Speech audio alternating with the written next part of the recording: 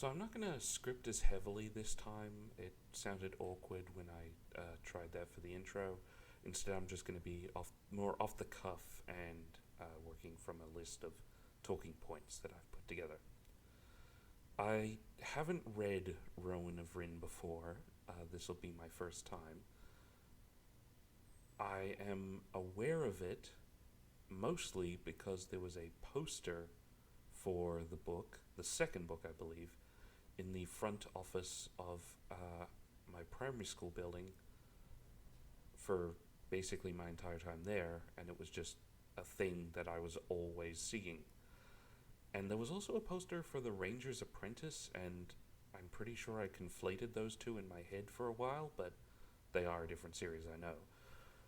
Um, I am reading most of these books from the hardcover collections that they released in like the last decade and a bit.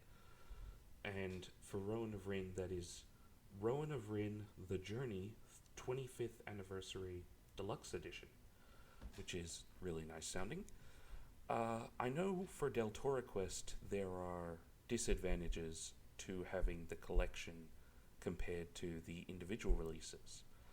The main things are, with Deltora Quest, the covers of the individual releases were already cool.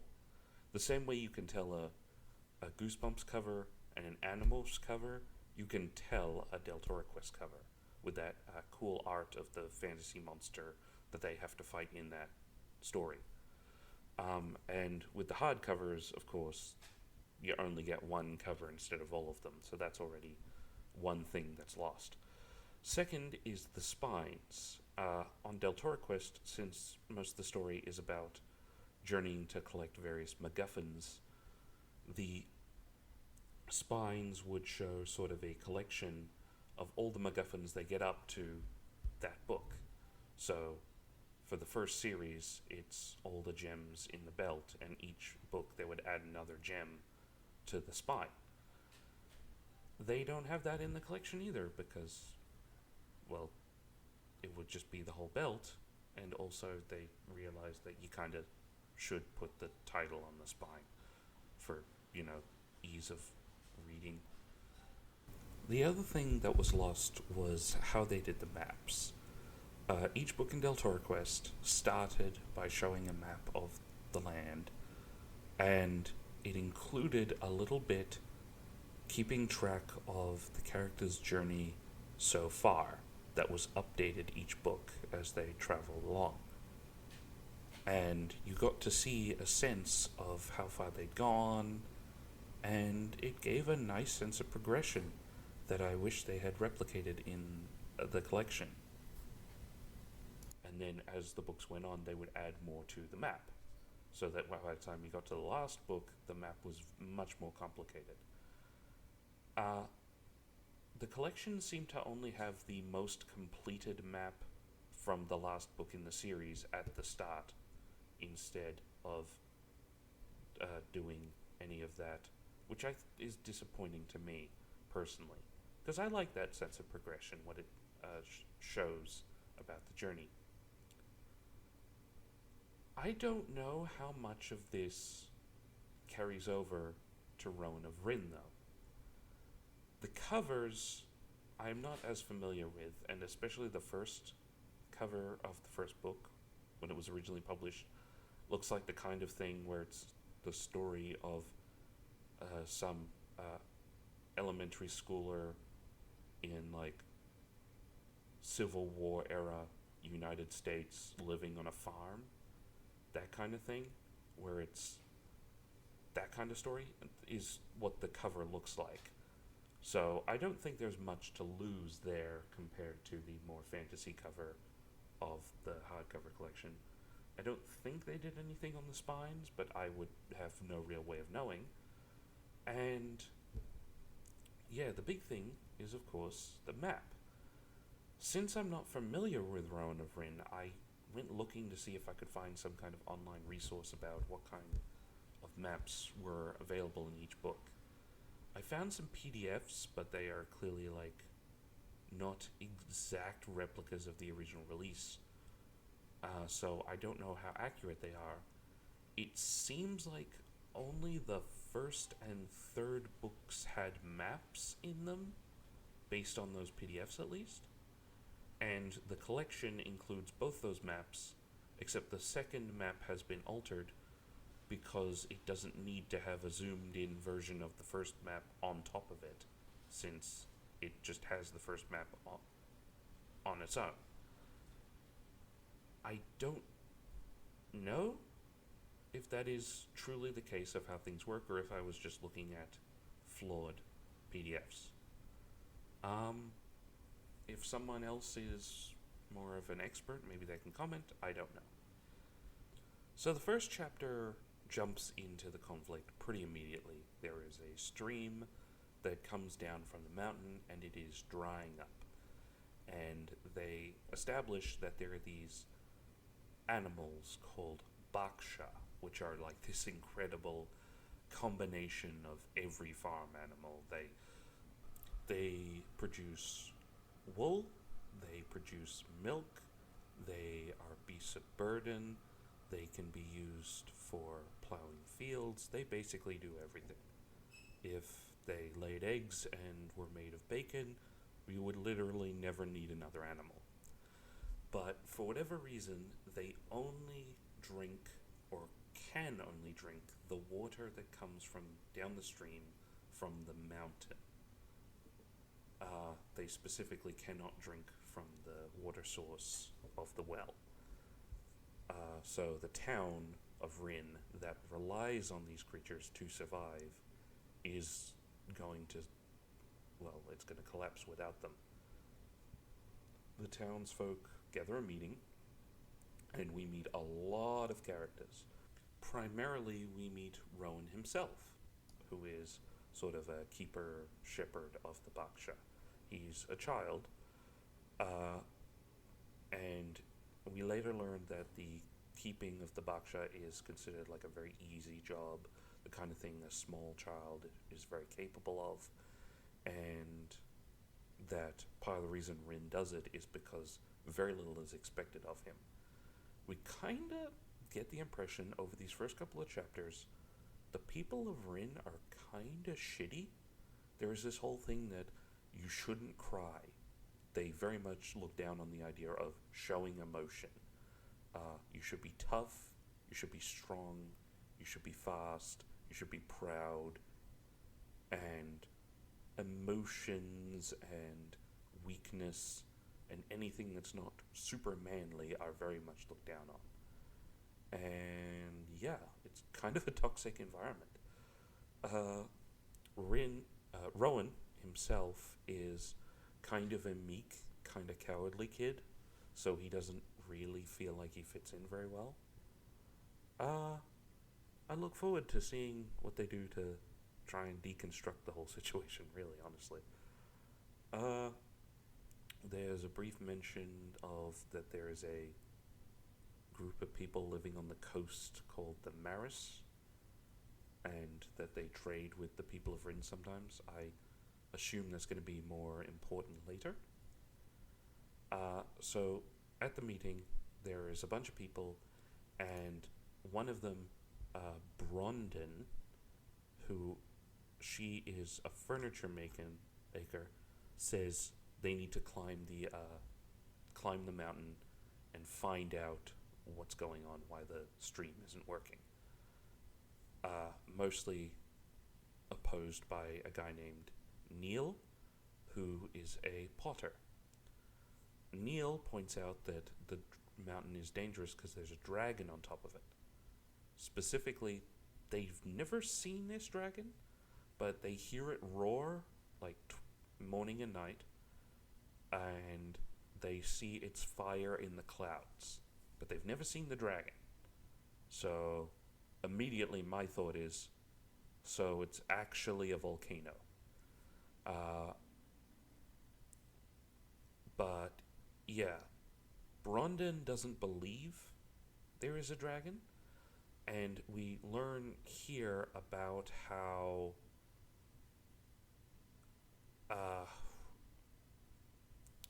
the people of Rin originally came from overseas and they'd battled some kind of enemy, which I believe later in the chapters is established to be a reference to the Zebak, I believe it's pronounced. I don't know. I'm not reading from an audiobook. And then they came to this land, and while here they met a group called the Travelers, who are sort of the indigenous population who seem to be a traveling tribal people. I have no idea if this is insensitive to the actual group of people called Travelers living in, like, Ireland. You probably can't tell from my terrible accent, I'm actually supposed to be Australian, so I have no real knowledge of what would or would not be sensitive to the real world travelers. But yeah, the travelers in this story, they directed the people to come to this valley. This was hundreds of years ago. And they said, under the Forbidden Mountain, there's a pleasant valley you can live. And when they came here, they found the Baksha already here, and seemingly already tame, and they just built a village here. But the travelers were the ones who warned them, don't go up on the mountain because there's a dragon. Nowadays, Brandon is waving off that kind of stuff because of the travelers are superstitious and cowardly lot kind of thing, and going with them being kind of toxic shitheads a lot of the time before, they are also apparently just kind of racist, because they are all like, the travelers suck, everyone hates them. Everything we hear about the travelers makes them seem like, oh, they're nice and friendly and helpful, and then the people of Rin just kind of talk shit about how much they suck. So, yeah. They hold a vote to see about whether or not they should go up, and we list a lot of the characters. And yeah, I'm not going to go through all of them, but like, they seem to be kind of led by Lan, and she is the oldest person in Rin and was once a great fighter. She seems to be default in charge. In general, most of the town votes to go up the mountain. Neil and like 4 others are the only opposing votes, so they are going to go. Marley, who is a weaver and dyer of cloth, suggests they should ask for advice from the town wise woman and healer by the name of Sheba. And at first there's a big controversy about this because no one likes Sheba, and she's creepy and weird, and everyone's low-key thinks she's a witch, and it's very, typical small country town who's afraid of the creepy old lady who lives down the street type stuff. But they're like, okay, she's been around a while, she might know a easy way up the mountain.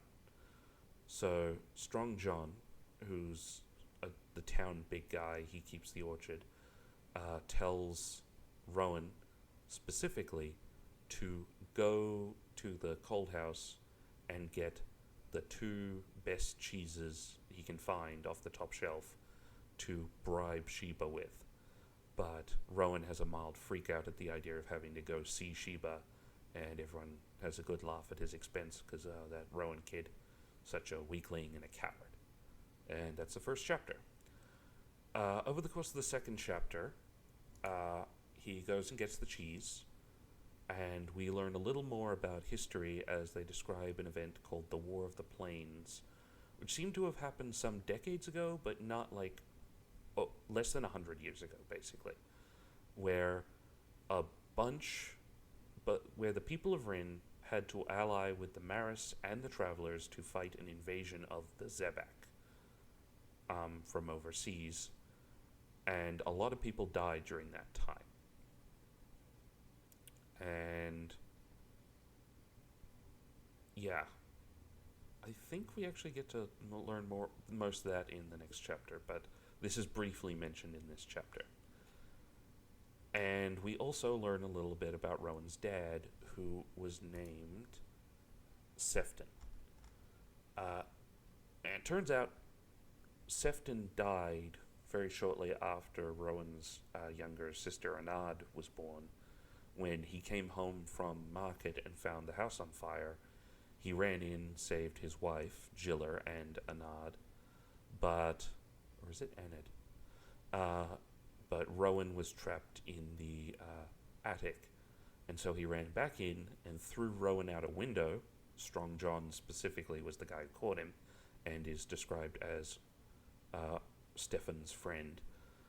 But then the house collapsed while he was still inside.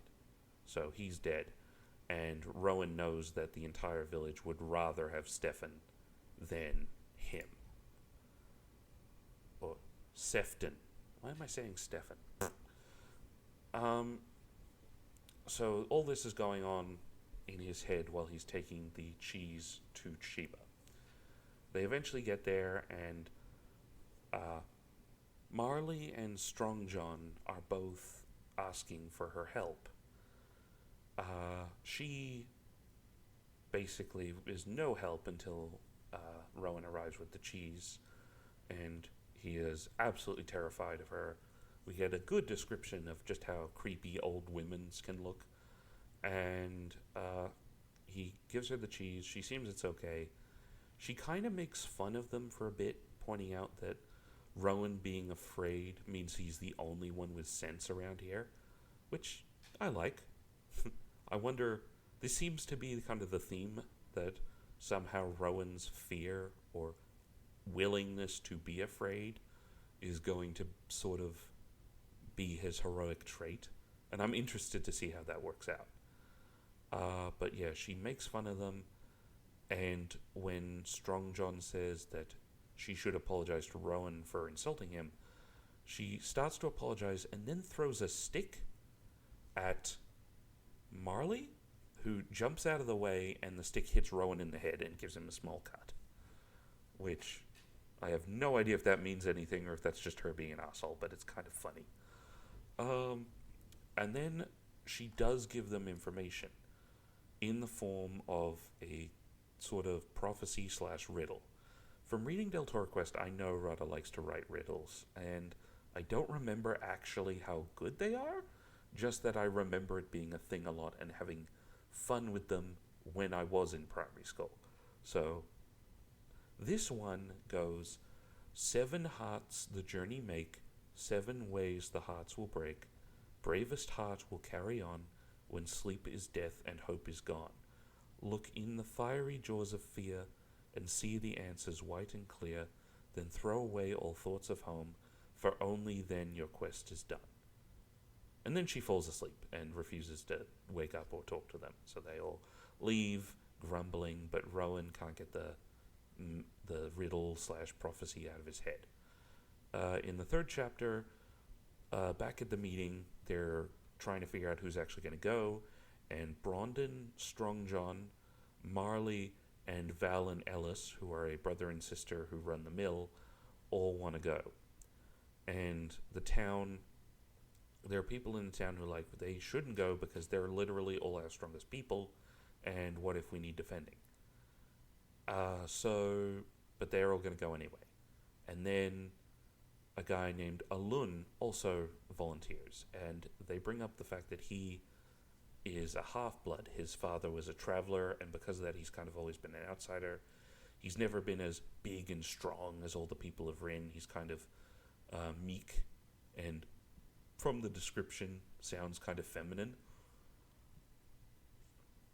But that is not really a flaw, because it's very clear that that is just the town kind of being shitty and judgmental.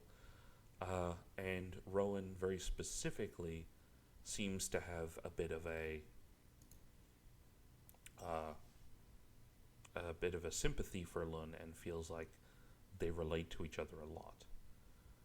There's a bit about how his father was a traveler and who died in the War of the Plains, and then his mother moved back home while he was still a toddler.